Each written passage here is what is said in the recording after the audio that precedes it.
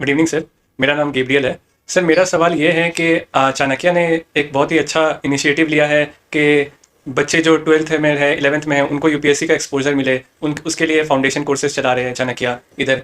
तो सर हमें बोला जाता है कि यही उम्र भी है आपकी खेल कूद मस्ती की, यही आपकी मेक इट और ब्रेक इट का भी एज होता है। तो सर इस ऐसे मैनेज कैसे करें सर? इधर यूपीएससी एक इतना नेशनल लेवल इंटरनेशनल लेवल पे इतना टफ एग्ज़ाम है, और हमारा यही एज हमारा बाकी चीज़ों को एक्सपीरियंस करने का भी होता है, नई चीज़ें सीखने का। तो इस सब कैसे मैनेज करें सर? देखो, लर्निंग के लिए, एक्सपीरियंस के लिए पूरी जिंदगी हुई पड़ी है, वो तो होगी होगी। कोई एज, उसका कोई लिमिट नहीं होता कि आप इस एज में हैं और आगे आप उसको ग्रो नहीं कर सकते।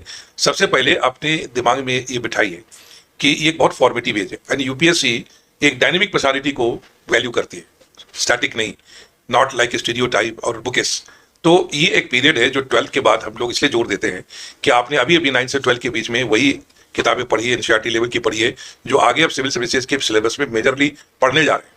तो एक तो फ्रेशनेस है, अब आप मल्टीपल सब्जेक्ट पढ़ेंगे। दूसरी चीज ये है कि कॉलेज का टाइम एक ऐसा टाइम होता है जहां अचानक एक कैंडिडेट स्कूल तक तो कंट्रोल में होता है अपने माँ बाप का, उसके बाद वो एकदम इंडिपेंडेंट हो जाता है।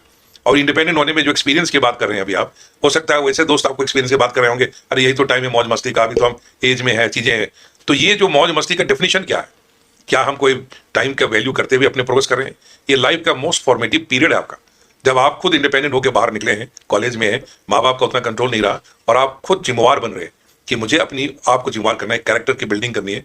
अब इस फेज में आपको जो एक्सपीरियंस करनी है, अच्छा हेल्थ होना चाहिए, म्यूजिक है, आर्ट है, डिफरेंट हॉबीज हैं जिसका यूपीएससी में स्पेशली वैल्यू भी दिया जाता है। तो आप सब कीजिए, किसने रोका आपको? एक बैलेंस्ड अप्रोच है।